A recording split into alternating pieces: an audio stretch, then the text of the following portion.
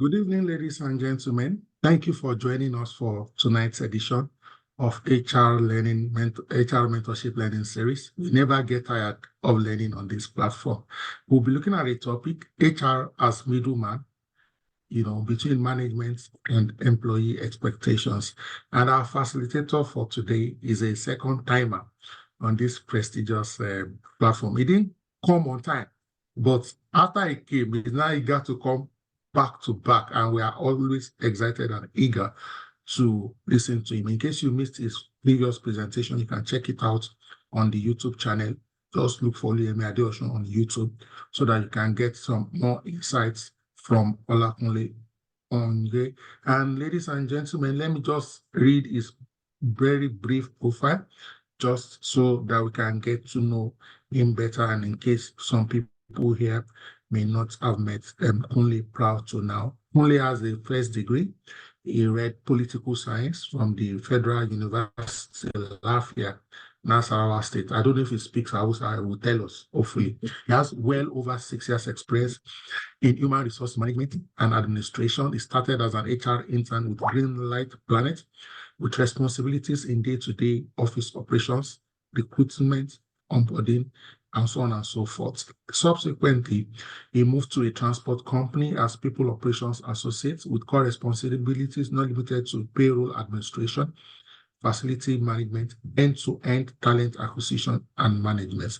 He also had brief stints in HR consulting, aviation sector as HR business partner. At the moment, Kunle is working with Film House Group as lead HR operations, taking on more strategic functions such as policy formulation, managing disciplinary process, compensation and benefits, and so on and so forth.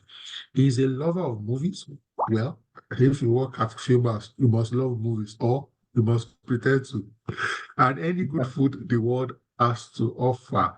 I'm excited to hand over control to Kunle Onge as he speaks to us on the topic HR as a middleman, management and employee expectations. You have the floor, my brother. All right, then. Thank you very much, Dr. Oluyemi, and good evening once again. Good evening, everyone. Trust we're doing great, and I really do trust that we've had a wonderful and well-rested weekend as we go into the new week from tomorrow, officially.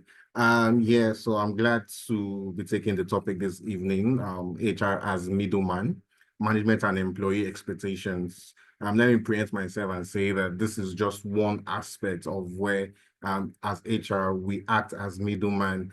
But this topic came as a result of constant conversations. I know it's an ever ongoing conversation. It's also an ever going debate where what really is HR doing in an organization? Is HR for the management or is HR for the employees? On one side of the management, they expect that anything that they want, any instruction that they give, HR will just carry it out without questions, without any feedback, so to say. And employees expect that as HR, you are their ears, you have the mouth, and you're able to speak to the management, especially carry what their worries. However, in our own books, ridiculous they may sound. Imagine an employee telling you that what team he wants, so it's that they should be serving him water on his own seats.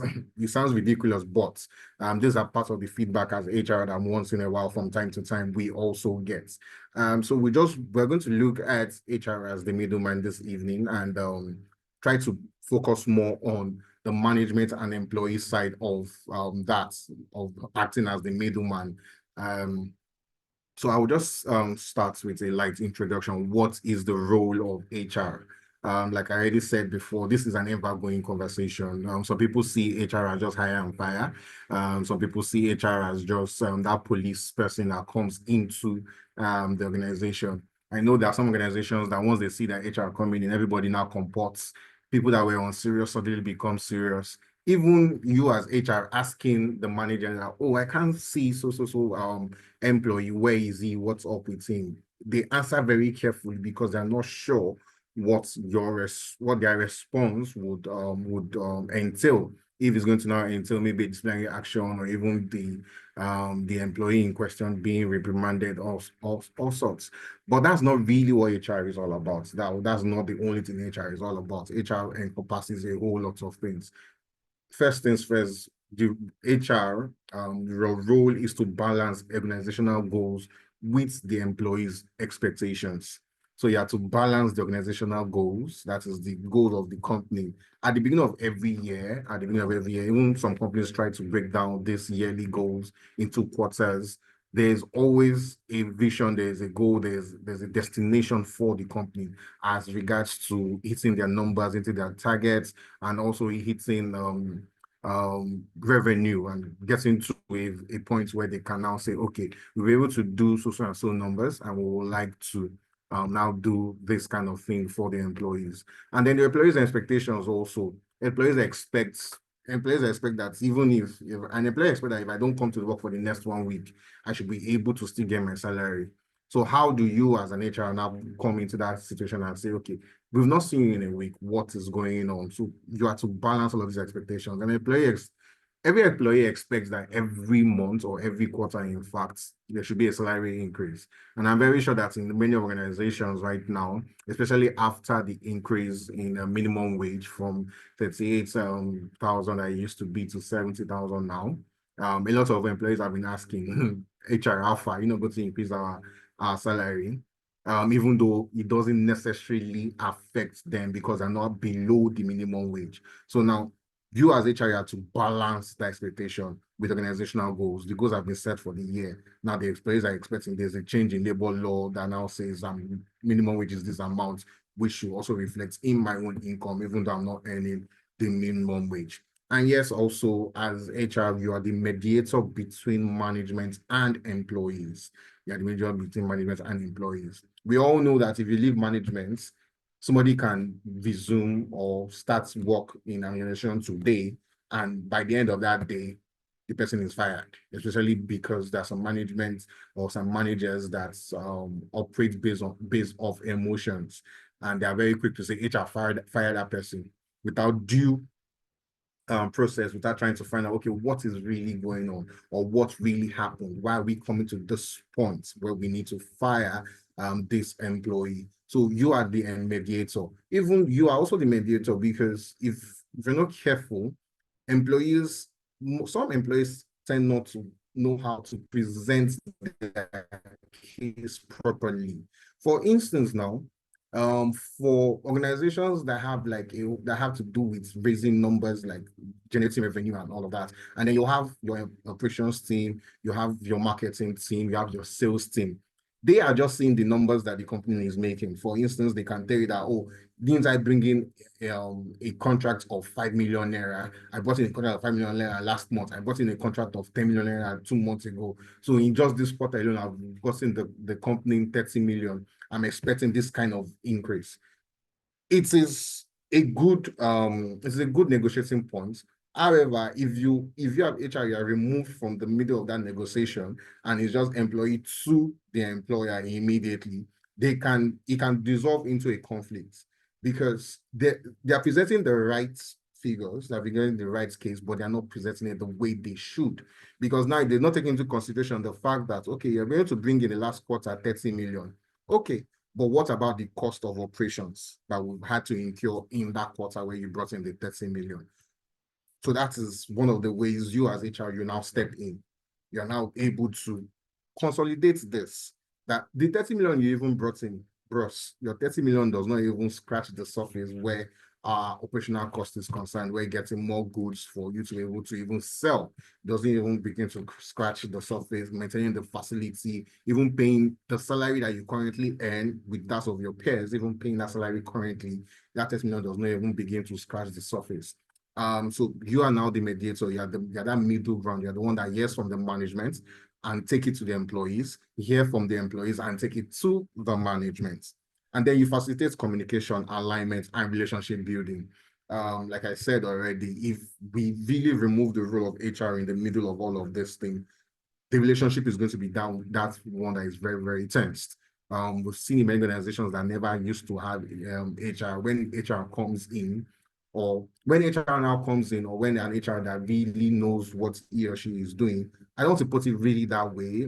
Maybe let's just say when a more stubborn HR, so to say, comes in, you now start seeing some changes. Employees are now like, oh wow, HR, since you came, that is when something like this has been happening.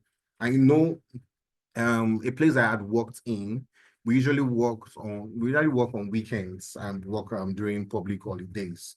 So when the public holiday was approaching, I started asking questions. I was asking them that because I had gotten that feedback before then that on public holidays we work. So I started asking questions. Okay, how did they use? What was the operation like? Is it that everybody came in, or was it that some people came in? So I got the information that everybody used to come in, no matter what you're doing. So I said, okay, fine. I looked at what the holiday was going to be like, and I saw that okay, it was going to be a 2-day holiday, which was a Thursday, Friday, then there was a Saturday. So what I did was like 2 weeks before that holiday was going to come, I started having a conversation with the MD, asking the MD, telling him that, sir, holiday is coming next week. How are we going to do it? I don't think everybody should come in at the same time. So yeah, they're not, well, even if they're going to come in on public holiday, they don't work till 5. That they work till about 3. I say, I understand that, sir. However, I don't feel everybody should come in. That why don't we do this? Why don't I draw up a plan where the Thursday and the Friday, some people will come in, and on Friday, some people will come in. And you say, okay, HR, let me see what plan you have. So I dropped that plan, sent it ahead, and like some MDs would do, is stalled. It was on Tuesday nights when we're having a conversation on something, and that chipped it. And I was like, MD Alpha, I sent you this plan already. What is going on with it? Then he said, oh, yeah, that's true. He's approved. I said, okay, can I just get a mail responding that he's approved so I can communicate the next day, Wednesday, to everybody in the company? So on Wednesday, I sent out the mail to everybody, and I just saw a lot of them come to me. I was like, HR, thank you. That normally they didn't even know. Everybody will just come in that this one and that you have helped us to draw a plan. And I told them immediately, the plan I'm drawing up is not because you that you're working from home, you will now go missing. Now, if you go missing, trust me, the next public holiday that's going to happen, you're going to be in the office all through.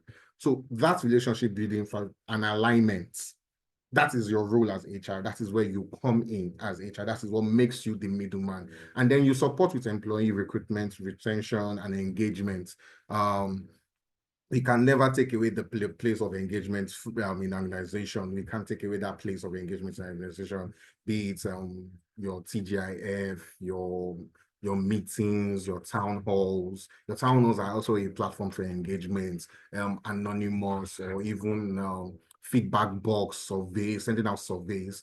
Those are parts of your role as an HR person. And then all of this should, at the end of the day, feedback into the overall productivity of each and every employee in the organization.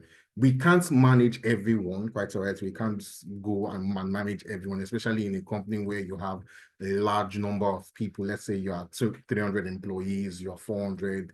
Even if you have 50 employees, you can't manage every single person, because as an HR, you also have your own deliverables. So you can indirectly manage them by having a very good liaison, a good rapport with the managers of these individuals.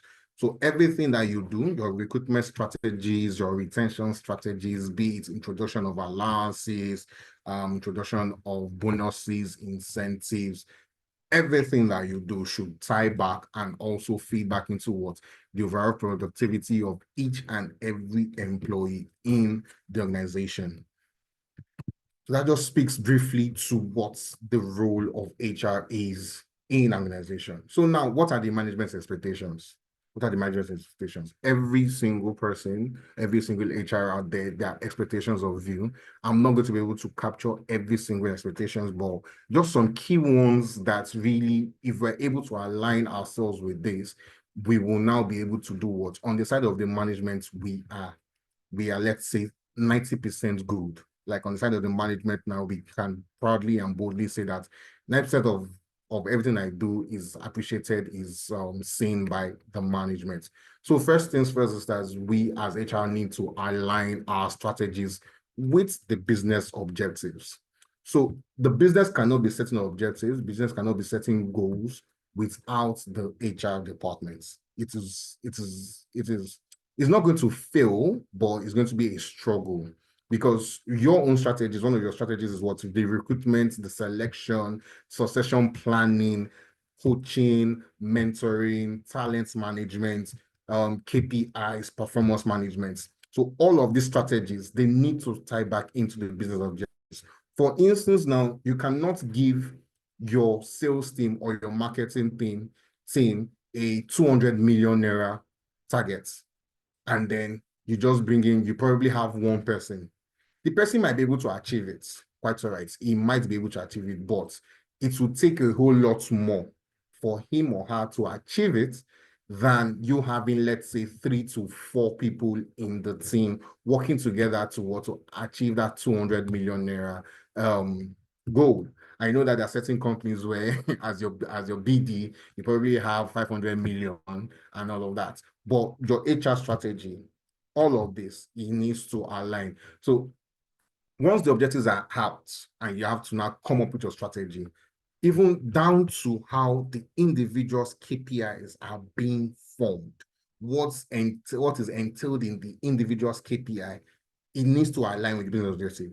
You can't have, for instance, you can't say, okay, we are trying to cut down our customer wait time. That is for customer service now. When they call in with their issues, with their complaints, you cannot say that you want to cut down on the customer's wait time to, let's say, 10 seconds. And then you have the data that tells you that on a daily, you have 20 people that call in. And all you have on your team for customer service is 2 people. You as an HR, you know that that's not going to work. You cannot cut it down because 2 people, by the time I'm attending to one person and second person to another person, then there's a third person on the call. It's not when I'm done before I can be able to now say, thank you for your time. I hope you're able to solve all of your issues and blah, blah, blah. Moving on to the next customer, that kind of thing. So you now have to increase it. And then also, if you have the number of people in your team, you now need to go back and now ask, why are we not able to reduce this? Is it an internet issue? Is it because we don't have the right internet? I know many companies, what they're able to do in organizations is that the customer service team has its own internet service provided for them. They're not on the main internet service that every other person uses in the company, just but for that seamless process and attending to the customers that call in. But if you don't have all this data, if you as HR, you are not bringing up all of these strategies to help the business, then you are failing one of the key expectations that the management has for you. And then ensuring productivity and performance. Is even as far as probably changing the seats in your organization. I know recently there have been more advocates for people to use medical chairs in the office, even though those chairs are quite on the expensive side, especially because most of them go as far as high as 70,000 naira for one, if you now have a large number of people. But there are other ways to increase productivity and ensure performance. It might just be the introduction of hybrid system in the organization, if that is supportable. I know that for factory, it's really tricky, if you want to really enforce hybrid system, you might need to increase the number of people that you have working in your factory to also increase your payroll numbers and all of that. But one of the things that is expected of you from the management branch of you is what? Ensuring productivity and performance of every person that works in your organization. I know a place I used to work in, I was always having impromptu meetings with a manager who was always coming to me and saying, for this employee, this person I was just employed, these are my challenges with him. I'm not immediately saying, we don't have to let him go. No, it now becomes a conversation. Okay, currently, nobody is that bad that there's no skill at all. What is the current skill he has? In what role do you feel he can better function? When we highlighted that, okay, is there another person that can now do the job that we employed him for? Or we have somebody that if you brush up, he will move up to that position. Say, okay, good. So while we are sending him for more trainings and exposing him to more materials to improve his skill, this person, let us use it as a development program. We're developing to this position. So if at the end of 6 months, which is this new employee's probationary period, we do not find the changes that we are looking for, then we can now say, oh, we're putting you on PIP for the next 3 months, and these are your deliverables, these are your goals for those 3 months. You go ahead and then move this old employee into that position fully to accommodate that. And then there's also the option of, okay, do we now dump down his responsibilities, that for the new employee now, dump down his responsibilities into what his skills can accept. All of this is to do or to ensure the productivity and performance of that individual. And then also the management expects you to what? Enforce policies and compliance, especially see, the number one policy I know that management are always looking forward to as HR that you enforce disciplinary action, especially firing someone. I don't know why, for whatever reason, most management are always just like, when some management are even very happy when you're just doing hiring and firing, you fire this person, you move this person, you fire this person, all of that. But it's not really a matter of that. These enforcing policies and compliance, I like to look at it from a very broad perspective, not just on the employees, now even on the management. Because what if you don't ensure that what compliance, especially to labor laws, when the company gets into it, they will call you as HR. That's when you start hearing, HR, I need to advise us better, and I need to tell us to do it better, and those kind of thing. But you knew this, didn't you know this? And that's why some organizations now, well, one of the things that they say when they are looking for HR is they put it there. How they put it now? Wanting to know if you are up to date with the labor laws. And like we all know, or from some of us that know, last week, during the course of the week, there was an update to the tax laws of the country, about 232 pages of it. I've not been able to read through it, but now we need to read through it because there's a possibility that there's a change to the tax calculation or the tax bracket now. So it is very important that as HR, you are up to date with all of this, enforcing the policies and compliance. And then also drive talent management and succession planning. Driving talent management and succession planning. No company likes to be left aloof, especially when an employee resigns or even leaves impromptu. You have to be able to create a system that just keeps working on its own, like just keeps working even when somebody leaves. You just have to be able to create that system. So sometimes having people within the system that can do that job, or even be able to quickly pick up those slacks and just cover for that period, or even move up into that position. So it is our responsibilities. Those are the expectations, some key expectations. These 4 things I just highlighted 4 that I feel are very major, that touch on every aspect of the company, that you can just, if other little things can just come under this bracket. So we'll now look at what are some of the expectations of the employees, because you're acting as a middleman, like the topic says, HR as middleman. So if you're acting as a middleman and the management has expectations of you, that means what? The employees also have their own expectations of you. First thing is that every employee wants to be treated fairly and with transparency. They don't like you cutting corners or being very, very political. I know as HR, we need to be very careful when we are offering answers to employees, because literally your word, your answer, your explanation to an employee is law. If you tell an employee today that, don't worry, you'll get paid on the 20th, trust me, if they don't get it on that 20th, they will hold you accountable. They will sing it throughout the company, throughout that. HR said 20th and we're not getting our salary yet. And they want to be treated fairly. So if you're saying, for instance, that resumption time is 9 a.m., no junior employee, now I'm using the word junior carefully, would want to see his or her manager come in 9:30, and then there is no repercussion, so to say. There's no punishment, there's no consequence for the manager coming in 9:30, but there's consequence for him coming in 9:30. They don't want to know if it's that, okay, the manager went on an official assignment. That's not theirs. It's not theirs.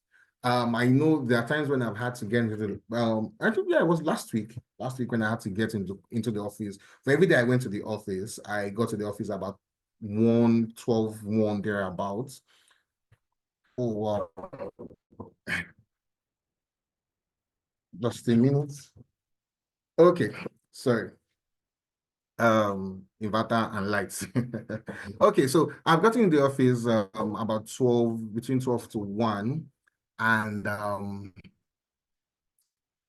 and that was because I was on the field before coming to the office. And I know one of those days, I think it was on Thursday, an employee has seen me and said, HR, just coming to the office. And I said, oh, I was on site. Say, HR, yeah, just coming to the office and not telling me I'm on site.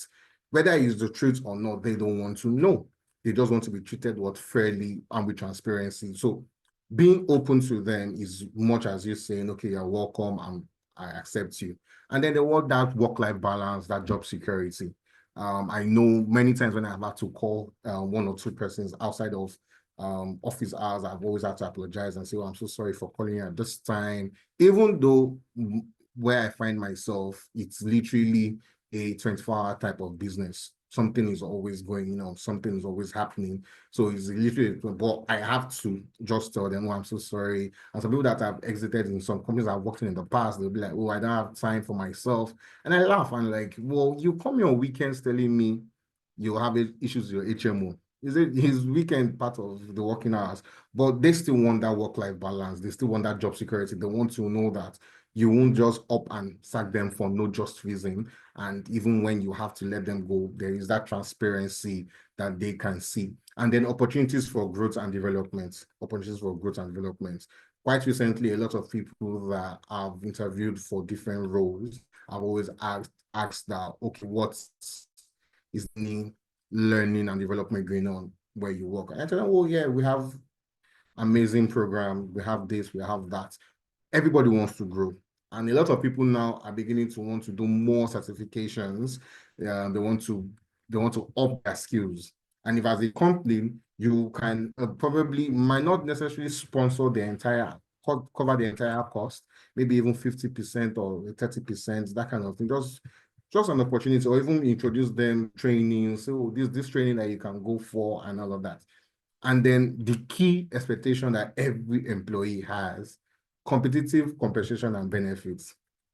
So now they say that it's not the one that is competing with other companies, but the one that competes with the economy that we find ourselves. So every employee, one of their key expectations is what a competitive compensation and benefits for them. That's they are able to that take home is actually take home. So take home is not just the word in it, but it's actually what's take home. Okay.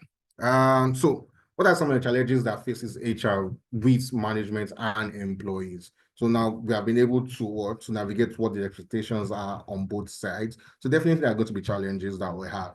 Then there's the number one, especially from the management point of view, is the pressure to deliver business results. The management just wants that result. It just wants that numbers. No, wherever it has to come from, that numbers just need to come. And they're always running to HR. What's going on with the guys that you recruited? What's going on with the guys that you hired? Why are they not giving us the numbers? Then they turn to the managers and say, what's happening with your guys and all of that. So there's that pressure, there's that constant pressure to deliver on the business, to deliver the business results. And then, excuse me, from the employee's point of view, one of the challenges that you face is handling grievances and conflicts. So they'll probably have some misunderstandings between themselves or even with management. So even with management and the rest. So they want to know, they want you to be able to handle that, navigate it for them, and come out on a very favorable side where everybody's happy. You have a win-win situation, and then from the management, once again, is managing cost efficiently versus employee satisfaction. Like I said during the course of this, is that employees want increase in salary. However, the revenue has not really gone up to be able to support that and even sustain it if there is an increase in salary. And then the business is being bled dry by different costs. inducing ventures, let's say trying to open up new branches or even just maintaining the current facilities that they have.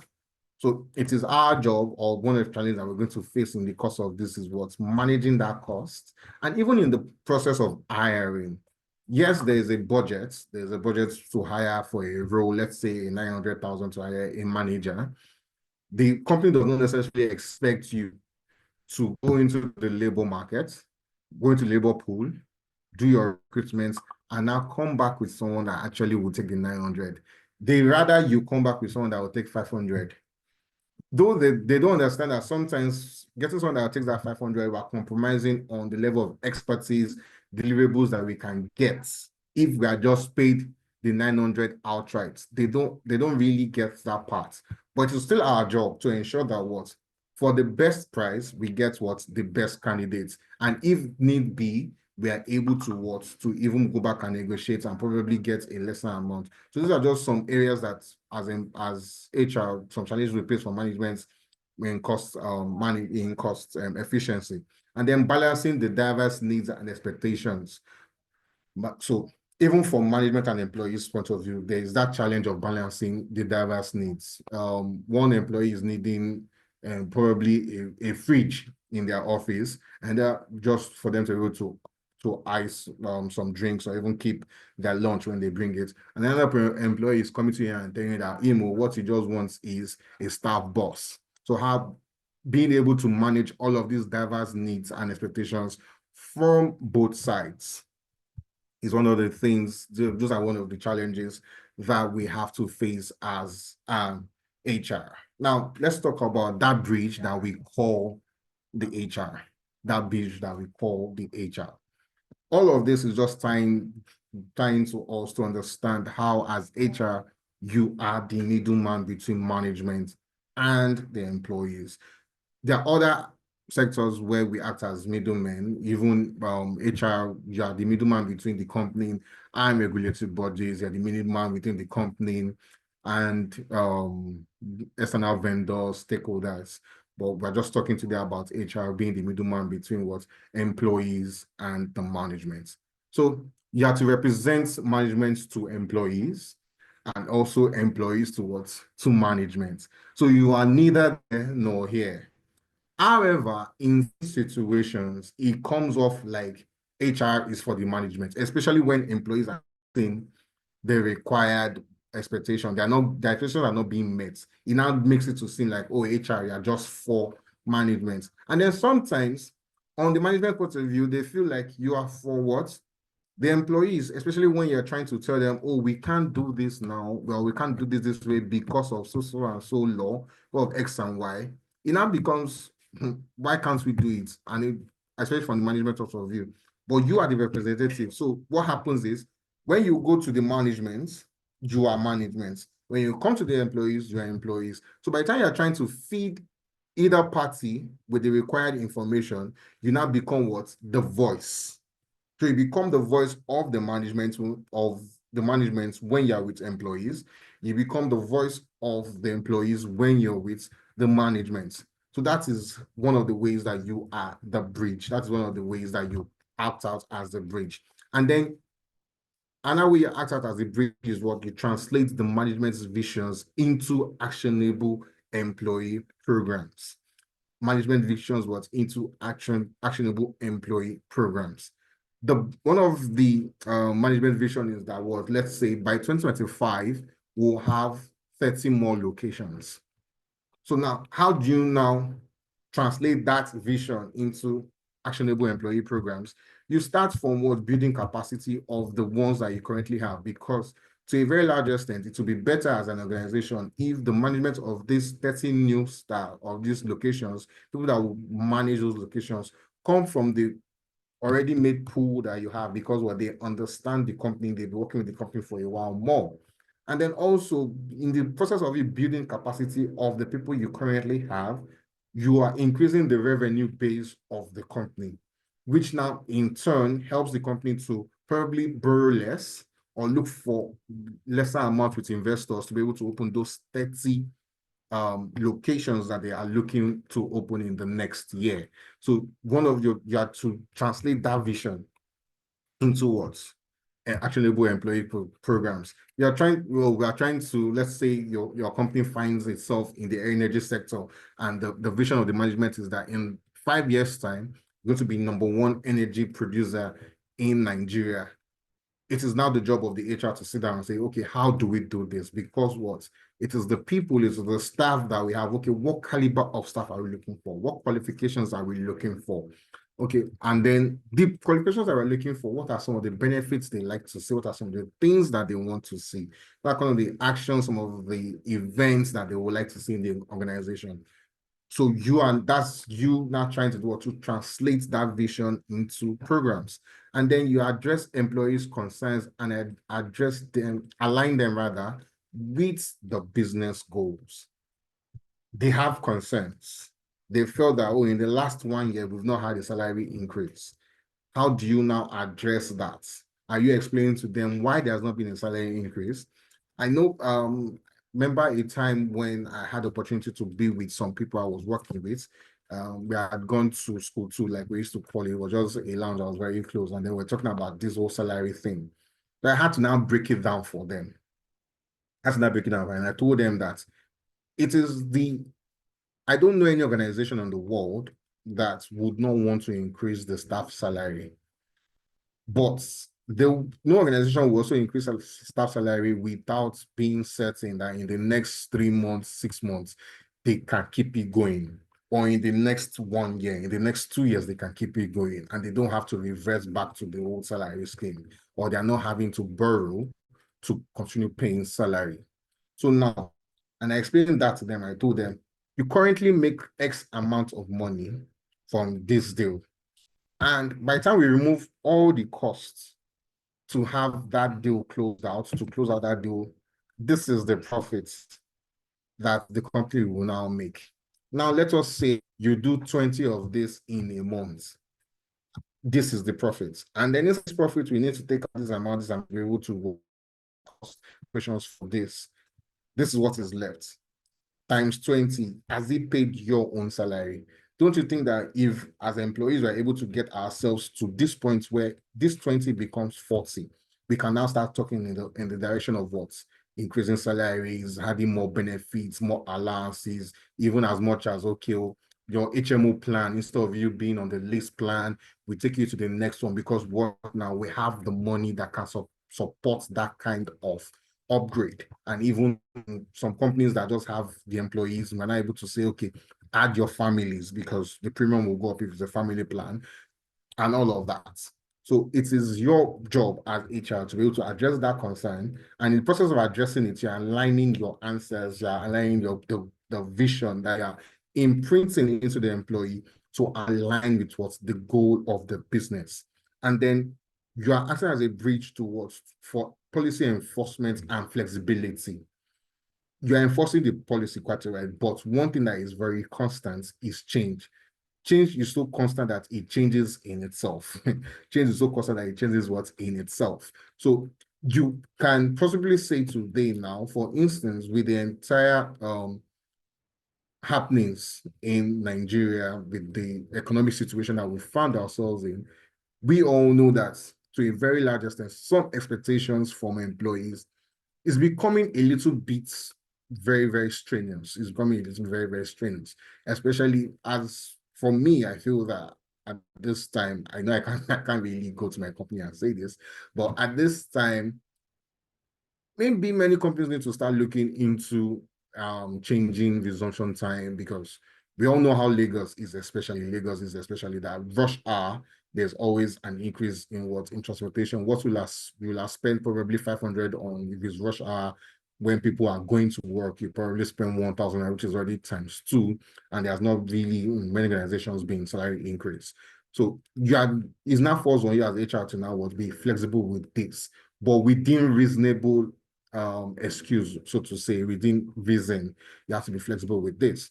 And then also performance management and employee development. So you are acting as that bridge, you're acting as that balance between this. All of this ties back towards ensuring that employees are satisfied, their concerns are being addressed, and then what the business goals are being met, and the business grows as the management is seeing it. Now, we'll look at some best practice as a middleman. The first thing is what?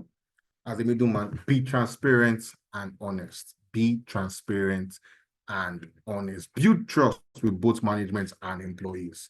So it's not just building the trust with management, but with employees also. You have to be transparent with them. You have to be very, very honest with them. Then also, you have to stay neutral and be objective. Stay neutral and be objective. You can't be seen to choose a side. You can't be seen to choose a side. You can only be being neutral and be objective. Look at it from every angle. Ensure that the answer you give is a win-win answer. So avoid taking side. Focus just on the solutions. Even when it's an issue between employees, especially when it's an issue between employees, you cannot choose sides. You just need to come out with a balanced answer and way forward, and then continuously align expectations, continuously align the expectations. So use data and employees feedback to adjust strategies. Data and employee feedback to adjust strategies. If you're not careful, you can sit in your office and you roll out some policies, roll out some operations, but by the time the employees are applying it in the field, it is not really addressing the issues. Now, when feedback comes to you, no matter the form it comes in, when the feedback comes to you, and even when you go for those feedback, it is now left for you to now sit down, look at the feedback and adjust, and just tweak where you need to tweak, just so what you are continuously, the goal has not changed, but what you're just changing it, the process to get to that goal, but you've not changed where you're going to. So you're just continuously aligning the expectations, managing emotions, okay, we cannot do this at this time, we can do this later, or we're able to do all of this, we'll not do this. And then you have to foster a positive and conducive work environment, foster a conducive and a positive and conducive work environment. So I've written here, provide a safe and inclusive space for employees to voice their concerns and grievances. So you have to just provide that space. You cannot always be squeezing your face, you cannot always be boning, you have to just look for a way. Be welcoming to ensure that what people are able to come to you and talk to you about what their issues, whatever it may be. And the end. So HR plays a pivotal role in bridging the gap between management and employee expectations. As we've heard during the course of this presentation, in fact, the 90% of what we do as HR, 90% of what we do, the other 10% are just operational and just trying to put things in place. But 90% of what we do is we are bridging that gap. We're just ensuring that the management's expectations are being met, the employees' expectations are being met, all within reason, all within good financial management, all within good time management, all within good performance management. We are just continuously bridging that gap. And we do all of this by clearly communicating, resolve every conflict, and effective enforcement of policies. Effective approach. As much as possible, we have to be proactive, not reactive when we are creating and implementing policies. We have to be proactive. I've had to change a lot of policies as things happen, especially if you find yourself in operations, hospitality sector, you have to literally just be reacting, changing rather, as things are happening. So something happens the first time, second time, immediately as an HR, you know that, okay, this is becoming a pattern. I need to step in. What can I do? Do I need to start trainings? Do I need to change this recruitment policy? Am I stopping this to start this? So continuously, and it has to be clear, it has to be cut out. And then you have to be adaptable and you have to be balanced so that you ensure the success of both organizations and employees. So you need to adapt. You need to adapt to the ever-changing environment, adapt to the ever-changing sector. And then you have to be balanced. People will dump a lot of things on you. management will shout at you, management will give you query, but you don't now take all of that and now and dump it on the employees. Employees will talk to you rudely, employees will make very, very funny requests to you, but you don't now, because of that, now just don't filter all of that feedback, just take to the management. No, you have to be balanced. When you're with management, when the employees, your employees. However, you now act as the voice of management to employees, as the voice of management what? As the voice of employees to the management. So that's during the course of this presentation, I will be able to understand how, as HR, we act as the middleman between management and employees. So if you're ever faced with a question that says, HR, are you for the management or you're for the employees? Your answer should be, as an HR person, I am the middleman between management and employees. I am neither management, I am neither employee, even though I am still hired by the company, but I can't find myself in a position of always saying, oh, I'm an employee, or I'm an employee. No, I am that middle ground between the management and the company. I'm that ground where they can come, have a fair fight, and everybody goes home on a winning situation. So thank you, everyone. Thank you, everyone. Do we have any questions that I would like to ask at this time?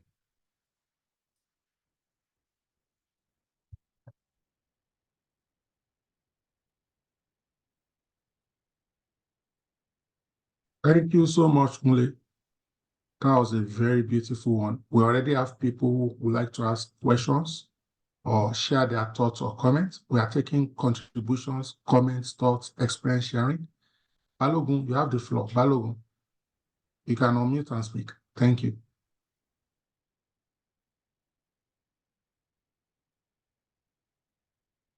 Hello, Balogun Bashiru. Okay.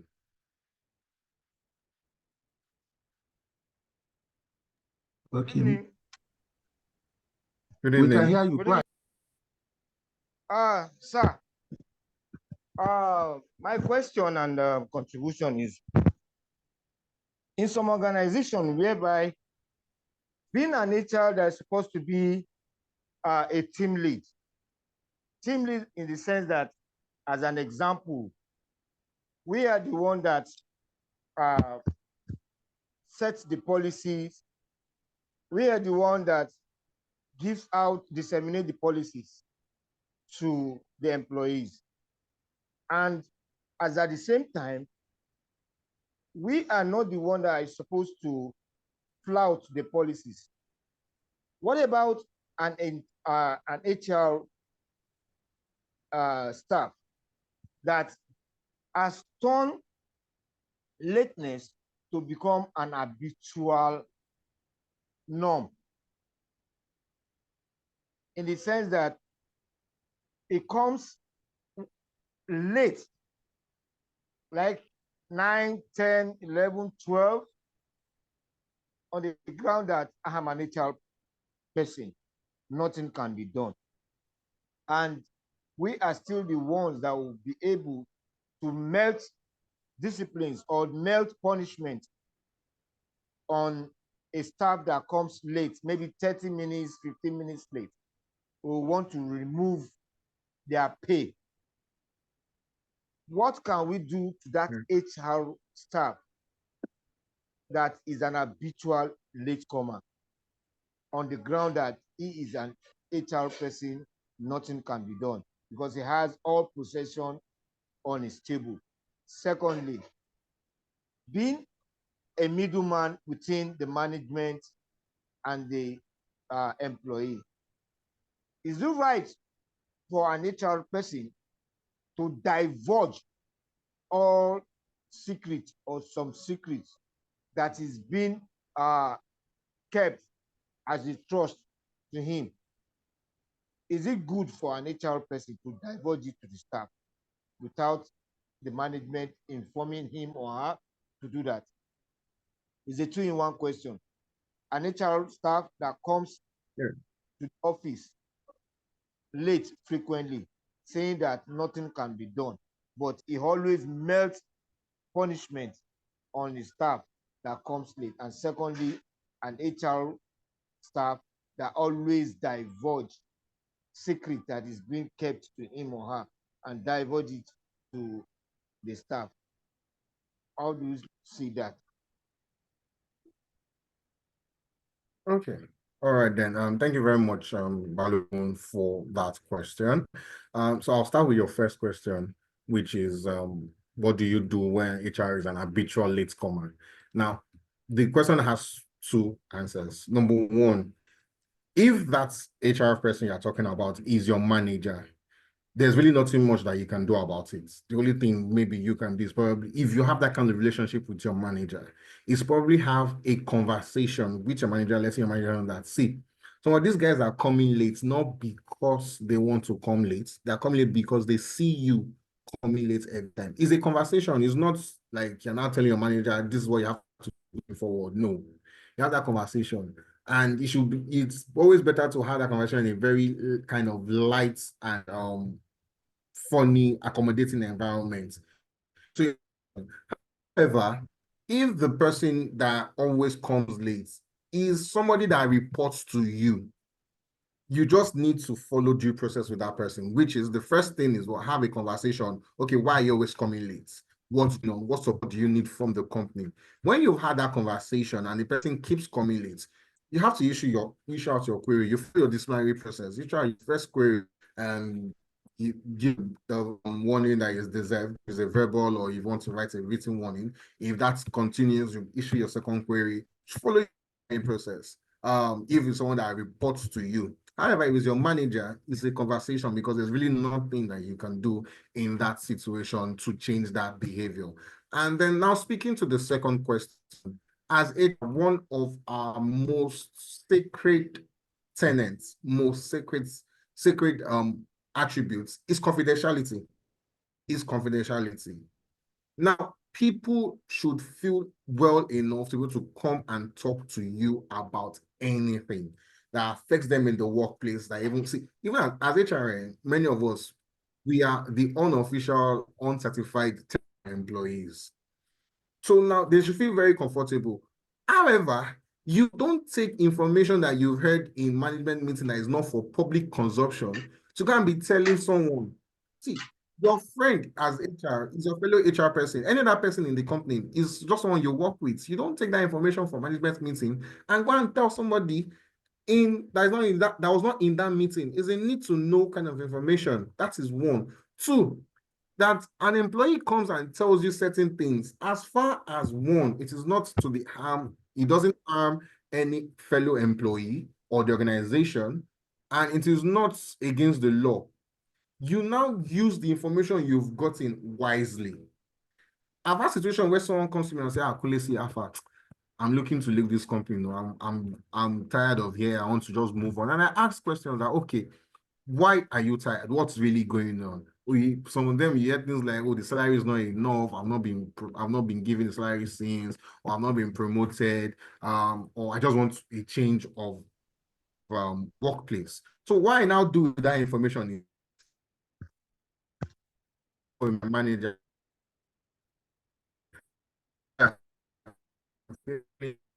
And then I try to use it and just talk about thing entirely, especially where you ask the salary increase. I'm like, it's been a while with increased salary for some people, all these kind of things. I've used that information and I've not mentioned anybody's name. And then I can also, in situation, especially when you know the kind of manager that you have, you can afford to mention names. You can say, oh, you're having a conversation with this person, and this is one of the things that he said, or this is one of the things that she said. That's the only place you can get information from employees and then take it back. If you even need to take that information to the management, you also have to be careful in how you give that information. At every point in time, either to management, from management points to point, from employees points to management point, confidentiality is our watchword. We need to be very careful how we handle information that has been given to us and who we even tell those things to, and use best judgment. It's not everybody that you work with that you can talk to about what is going on. See, people should know, even like, we know, for instance, now, every place I worked in, 25th is our payday. They know. For whatever reason, they know that, okay, it's Explain that handles payroll and everything. No problem. They don't come and meet me and say, Uncle, are we getting paid today? I'm like, I'm an employee like you. I don't want to know why you're asking me that question. I know what is going on. I know the situation, but there's no communication. So I'm not, there's no money in the company for now. We'll pay you guys tomorrow. It's not my place as HR. It is not my place as HR. If there needs to be an official communication, it should come from either my manager or via what?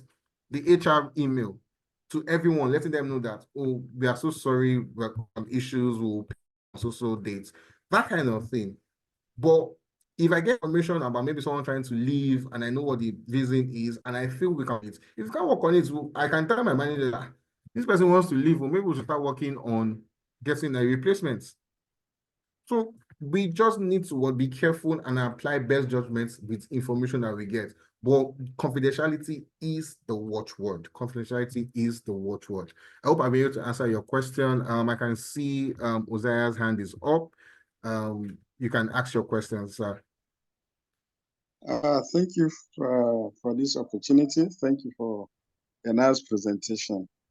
I want to contribute to the two questions. The first one is that person, the HR person that goes to work late, I believe that person is not an alpha and omega in that organization. So whoever notices that the HR person goes to work very late, and because the HR person is a manager, in addition to having conversation with him or her, that may sometimes not be possible because of the type of attitude the person exhibits, or the person would want to use his or her position to punish the person that noticed that he or she has been going to work late, should go up higher, should go to the management. If it's a private company, you go to the MD or CEO of the company and report, because you are reporting an act that is contrary to the laid down policies of an organization. It's just like when police say that you can report a crime, and if you report a crime, it's not an offense. But if you refuse to report a crime, you are also going to be held liable for not reporting it. So they should first, discuss with the person and then escalate it to the management or the executive management or whichever level. Then they will be able to call the HR person to order. And I want to also advise that as we are in HR, where we shouldn't behave like lords. We shouldn't behave as if we are indispensable. You can be disposable. In fact, sometimes the way that they will do it will surprise you. It happened in an organization where I worked. Somebody that felt, that nobody can throw him out. One day he just came to work and then discovered that there is no place for him. So he had to go and then, collected. In fact, somebody had to collect his termination letter. So the second one on the issue of confidentiality is very necessary, is important. I believe whoever does that, either the person is not a licensed HR person, because part of our code of conduct as professionals in CIPM, that aspect is there. And then you cannot be an HR person without taking an oath of confidentiality. And if you contravene that, of course, there are laws, relevant laws that will deal with you both internally and externally.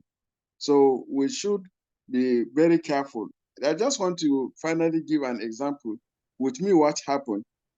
There was an information that somebody, I think I shared it sometime, somewhere, that somebody requested to get a document from her own file.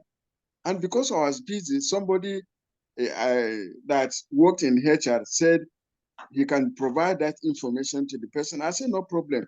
So the person photocopied and gave the other person. But instead of covering some notes, handwritten notes, the person just photocopied everything. So the person got that note and then wrote a petition, outside the country, because part of our organization.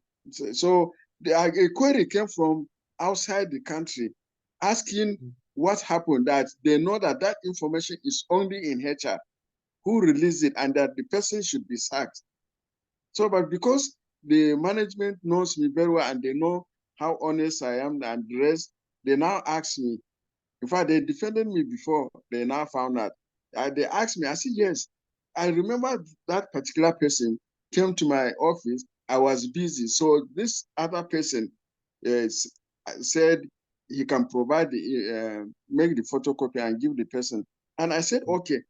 So I apologize. I said, I take responsibility because I allowed that person to photocopy that document. So whatever is going to happen, let it not be to that person, but to me, because I authorized it. And at the end of the day, the matter just died like that because they know that I wouldn't have released it if I was the one that photocopied it, because I know, So please, we just have to be very careful so that we don't endanger the life of others, especially when we release sensitive information. It may also sometimes backfire to us. So, and lastly, I want to add to the issue of work-life balance. I know the country is very hard, but please, let's not kill ourselves. We should try and make sure that what we do and our personal life, we balance it with our responsibilities. So you should be able to make sure that you take your leave. You should be able to make sure that you do things that will help you. I don't behave like some of us that when I was working, I used to even go to toilet with my handset, reading and replying mails, even in the night or early in the morning. And by the time I get to the office, of course, I would have been tired or whatever. So please, let's not behave like that. Let's try to balance our life. If you die today from that work, maximum 1 month, you will be replaced. And if you are in HR, it will not be even up to 1 month. They will look for somebody to handle it. So why kill yourself? I'm not saying that you shouldn't do your work. No, do it, but do it in such a way that it will help you. Be checking your health status is very important. You should be able to relax and do things that will make you happy. It's not the issue of money. Money is not the end thing. Thank you very much. Yeah, thank you very much, Mr. Isaiah, for that. Really appreciate. So we have two questions in the chat box. I'll just quickly read the questions and respond to it. So the first question says, a scenario where during an interview session, the best candidate expected salary is below the budget for the role. Is the HR expected to advise the management to pay the expected salary to the talent in question or pay the budget amounts? Okay, so I found myself in this situation a whole lot of times where the budget for the role, let's say for instance, the budget for the role is 500,000, and then the person is asking for 300,000. So at discretion, sometimes it's not an holistic answer, so to say. It's not an holistic answer, so to say. Now, sometimes the person asking for 300 is because where he or she is coming from is probably earning 150. So you just done a ×2, a 100% increase for his or herself. And then sometimes that's what the value at that moment the person plays on his or herself. So sometimes what I've done is I've had the wherewithal to now advise my manager, or we've now employed some kind of things where we would give you what you have asked for with the written notes that once you're done with your probationary period and you are able to satisfy all the requirements, your performance is good, you're a good fit in the company, your salary can be increased to this amount. It might not now be the 500 that is the budget for the role. It can be 400, it can be 450, taking us very close to that amount. So what this has now done over a period of time for most people is that there's now this sense of added vigor that they used to work for you. Now, I know some organizations, they go, okay, the budget is 500,000, we're giving you the 500, even though you asked for 300, which is also very well and good. And then some organizations also still say, oh, you asked for 300, so we'll give you 300. But let us look at it from this point of view. Candidates ask for a salary amount based on the value that they place on themselves. Companies offer a salary amount based on the value for the role. It's not really a matter of, okay, we can pay this amount. It's also a matter of how much do we value this role and how much do we think is a monetary value for this role. That's why some CFOs will be getting as much as 2 million, while CFOs, some organizations will be getting 1 million. Some will get 500,000. It just depends on the company, the size, and the value they place on the role. So there's really no, oh, you must. I know in many quarters they tell you, oh, once the person asks for 300, your budget is 500, pay the 500. It's not really that way. It's not really that way. It's still left to what? To best judgment based on the role. And you also interview these candidates. If you feel the value this candidate is coming to offer is more than what he is asking for, then you go ahead and you offer that. You go ahead and offer what you feel is better. I hope I'll be able to answer that question. And then the second question is a scenario where an organization is trying to manage crisis, which is lack of funds, which leads to late salary payments. At the interview session, a prospective employee asks about payment of salary. Should the HR quote the response or what? So at the interview session, when you are being asked that question, oh, when do you pay salary? Even for me, in organizations where I'm sure of the pay dates, like it is sure that on this date we will pay. I also know that we find ourselves in Nigeria. What if, for instance, now the salary account or the account the bank or the bank the company makes payment from is GT Bank? What if? And then we'll find ourselves in a situation where GT for about a week has not been working and it's not salary week. You know, there's really no explanation you want to give anybody at that kind of situation. They're like, oh, I can't look for my salary. So what I've learned to do is I give a range. I don't tell them we pay on the 25th. I will tell them, oh, we typically pay our salary between the 25th to the 28th or 29th of the month. So giving that range makes it that if they don't sit on 25th, they know, okay, 26th is coming. Then on 26th, they know, okay, 27 is coming. That kind of thing. It just helps you to manage the expectations and the feelings of your employees. But immediately you know that, oh, we can't pay on so dates because the crisis we are going through as a company.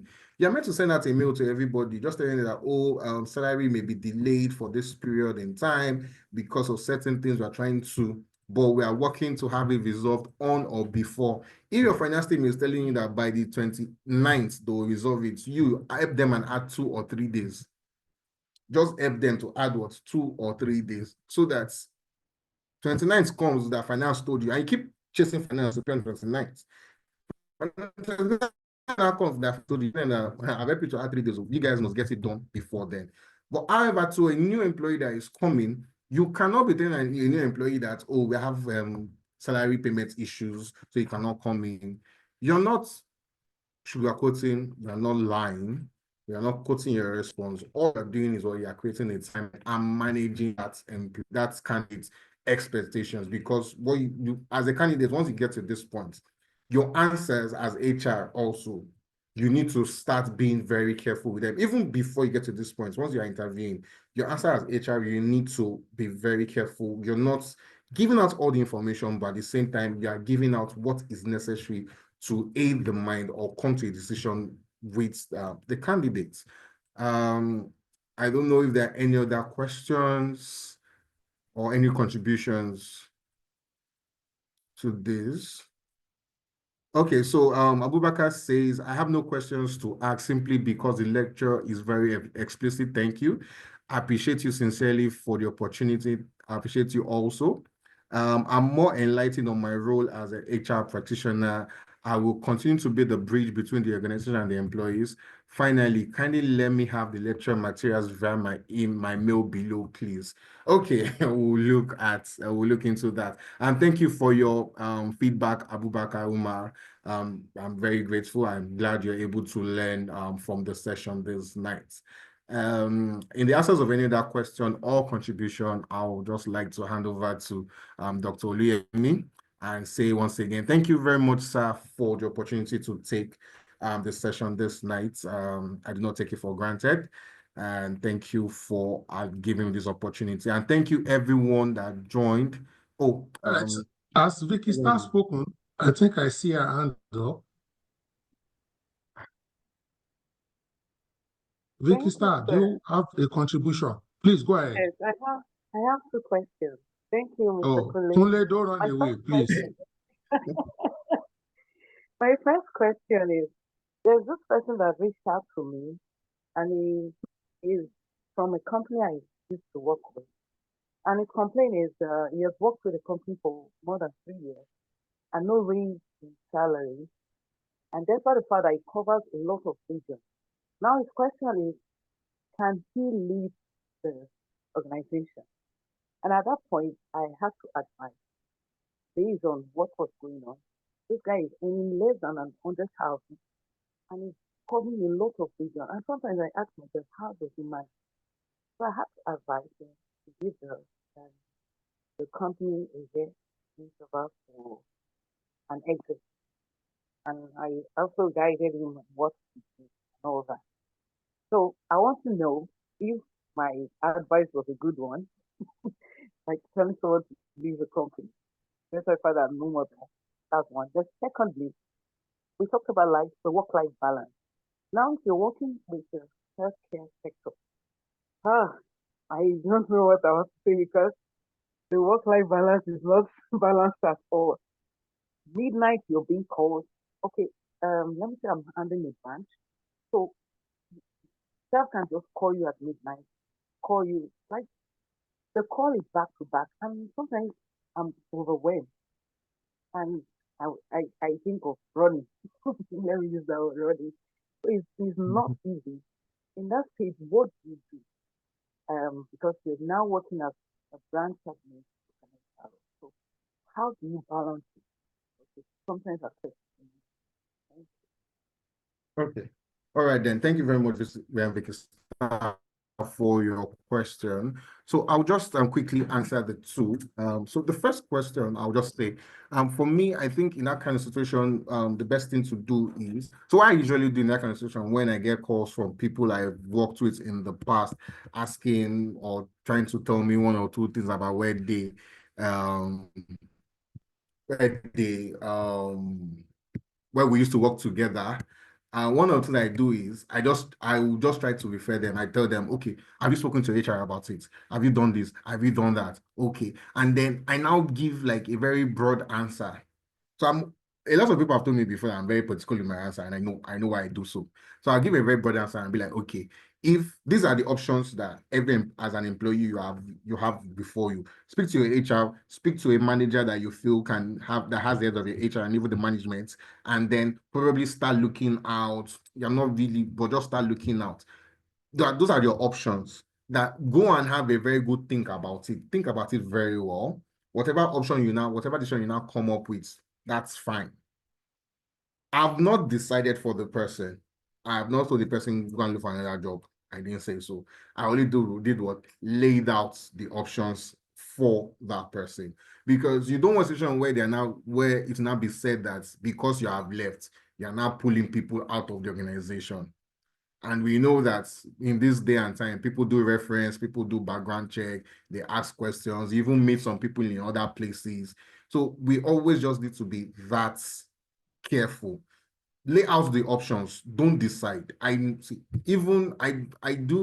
something like what I tell people about a relationship. Never put yourself in the middle. So I see employee and company as a relationship. I don't put myself in the middle. I might be a middleman between employees and organization, but those kind of decision process, I help you lay out the options that you have and leave you to go decide. However, I lead with the options of speak to your HR, speak to the management, try to get that increase. Then when all this fail, probably start looking out. And then now to the second question about work-life balance. See, I understand you, I get where you're coming from. Work-life balance is an ever ongoing conversation. It is not one that will easily be be settled. It is not one that will be easily settled. Let us just accept that. However, the goal is to strive to have that work-life balance. The goal is to strive to do what? To have that work-life balance. Now, if you work in an organization where it is 24-hour service, it now becomes a mountain to climb to be able to have that work-life balance. Now, there are certain things you can do to even get some form of respite. Number one, you can start with have a community. You're not the only HR that finds yourself now in that industry. There are other HR people in that industry also. They have a way of creating that balance, of creating that circle. And it's a good thing that we're all members of HR mentorship platform here.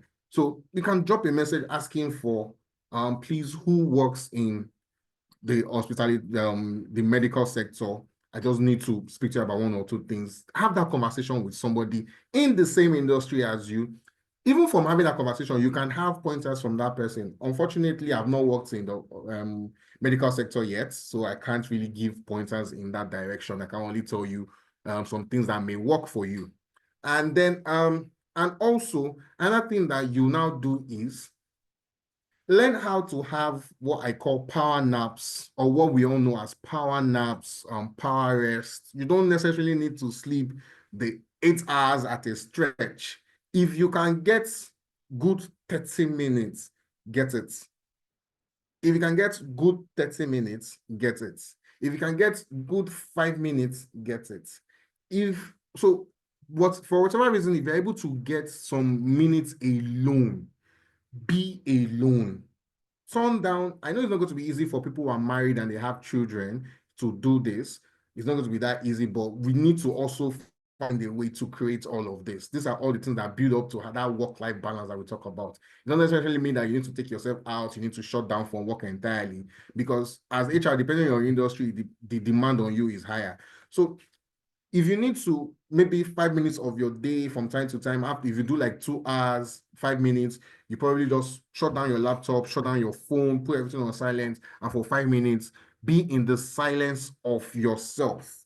To just give yourself that rest that you need, that safe space that you need.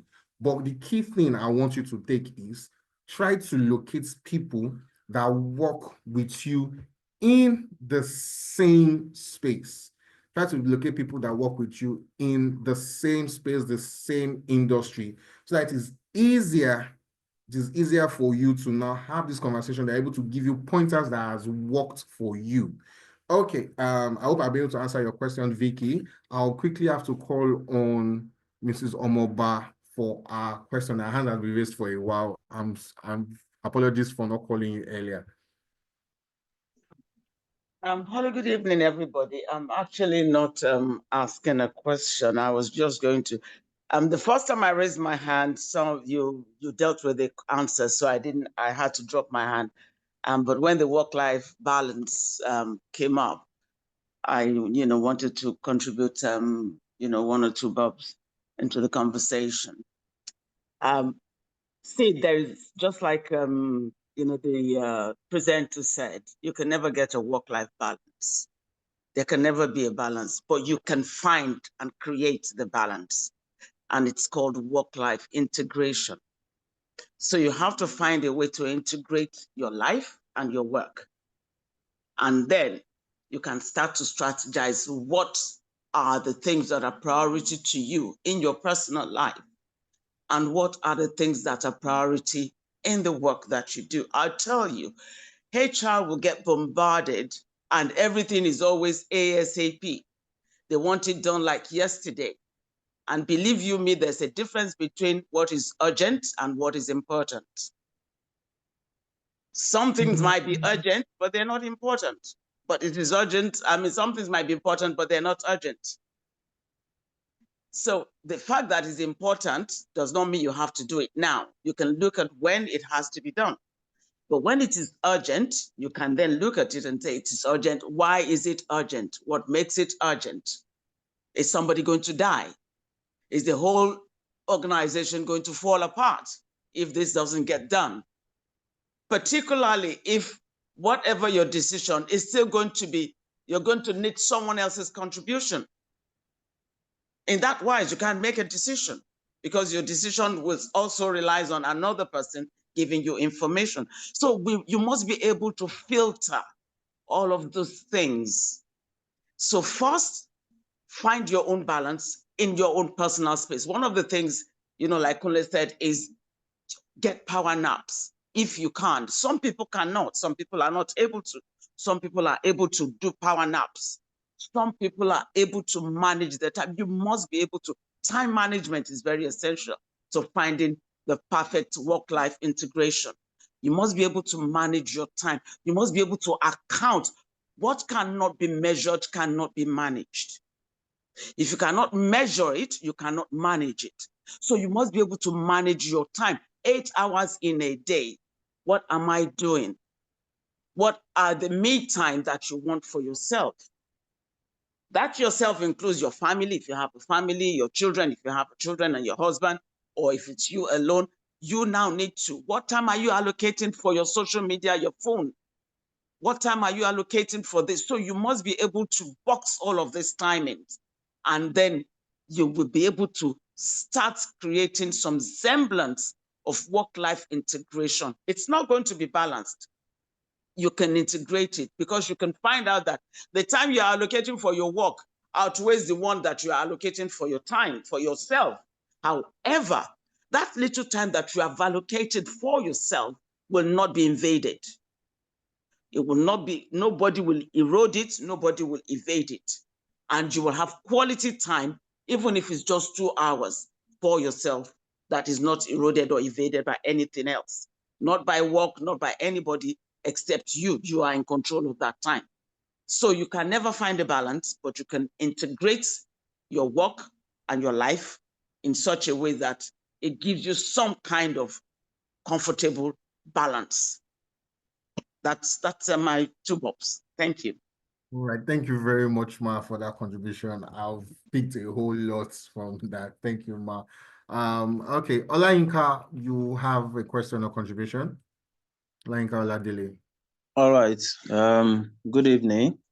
Good evening. Thank you so much for your presentation. Though I joined it late, but I have one question, and I would Yes. love to hear your advice on it. So, working in an organization and in a team, let's say a team of 3 or 4, one person leaves, and part of the job is being apportioned to you, meaning that you have yours and you've been added another one, which is adding more pressure to you. Please, in this manner, how do you approach it in terms of you letting the management, so to speak, to know what you're actually going through? 1. 2, while you're trying to do that, you're also seeking for some sort of additional pay. Yeah. Because looking at this, the person who is there doing the work left, and the work has been, maybe shared into 2, you take part and the other person take part. So how do you go about it? While doing it carefully, you are not stepping on toes, and you are also not trying to be in the black book of the management, of the MD, or of the organization. Thank you. All right, then. Thank you very much, Olayinka, for your question. So I'm going to answer this, and I'm laughing because I know it's going to be a little bit controversial for people. So for me personally, through the course of my career, I've had to step into roles that are not mine.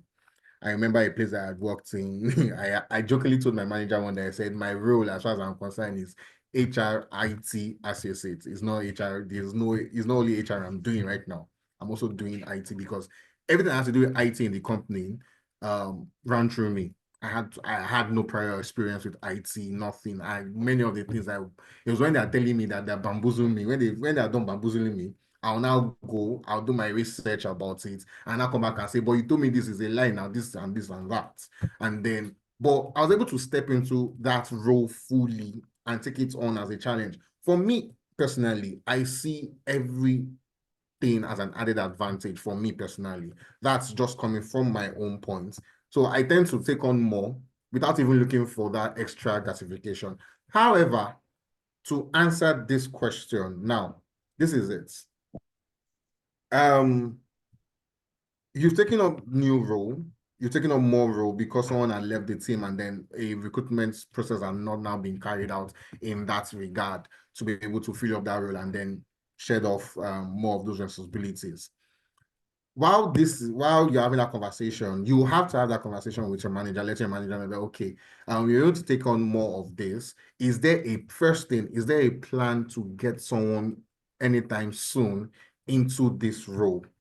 That is your first question. That's what you're trying to first understand, so that you know if this is going to be a short term or a long term. Now, if it's going to be like a short term, we are currently working on someone to come in, you cannot have a conversation and say, okay, I know I'm taking on more, and then it feels like I'm being overwhelmed, and then I have to prioritize my dailies, my day-to-day tasks. Is there going to be any form of compensation for doing this? It's still a question. So you're still asking that, just putting it out there.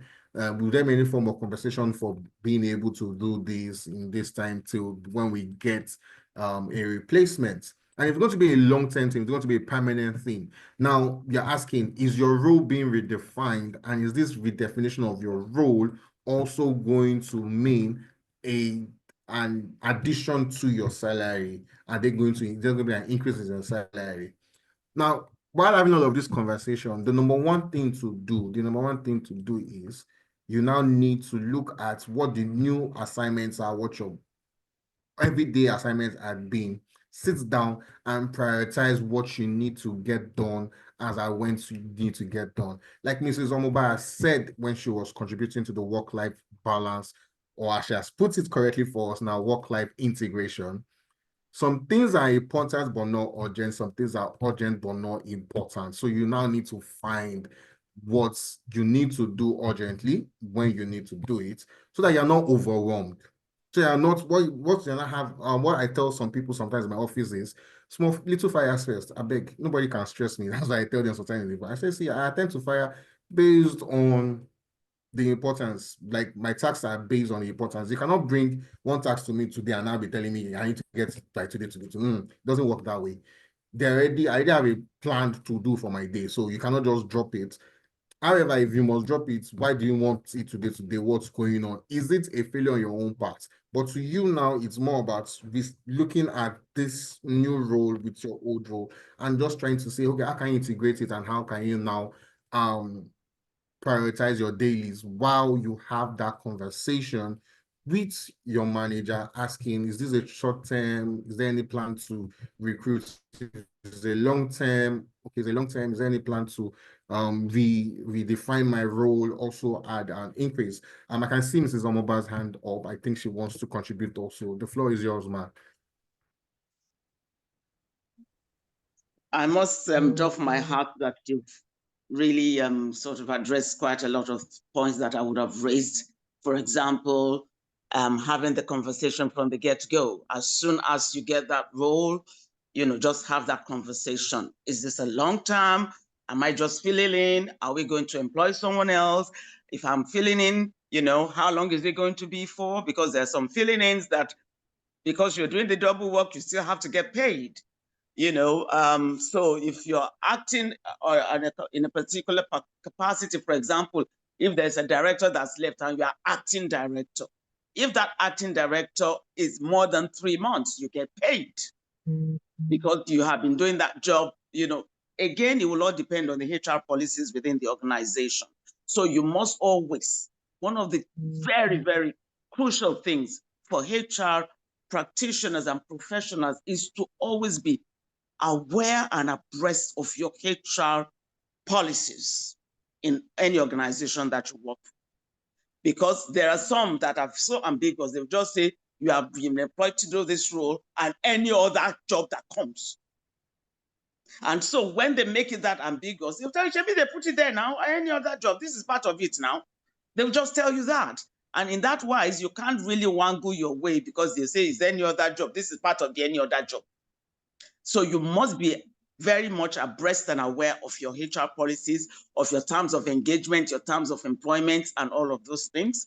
One of the, HR practitioners, you cannot afford to be lazy. You cannot afford not to be on point. You cannot afford not to be aware of everything that is going on within your organization, because there's coming to be a day when things like this will happen.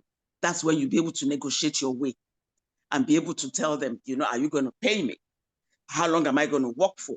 Is it going to be like an advancement for me?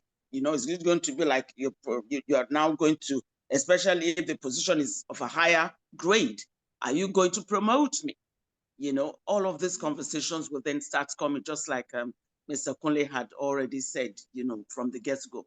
But I just want to chip in that you must be very much aware of your HR policies within the organization that you're working for.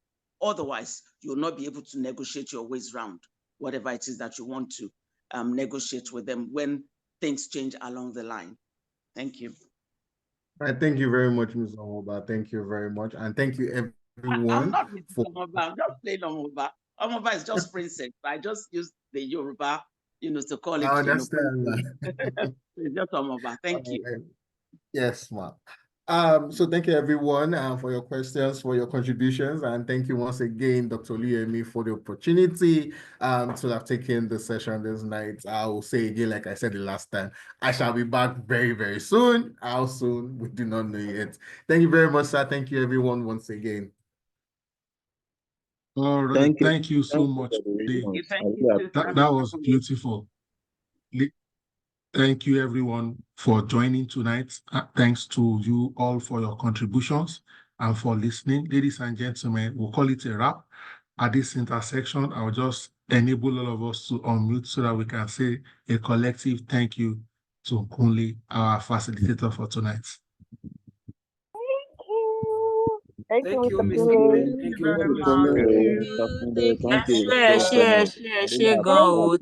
Thank you. Much appreciation, Kunle.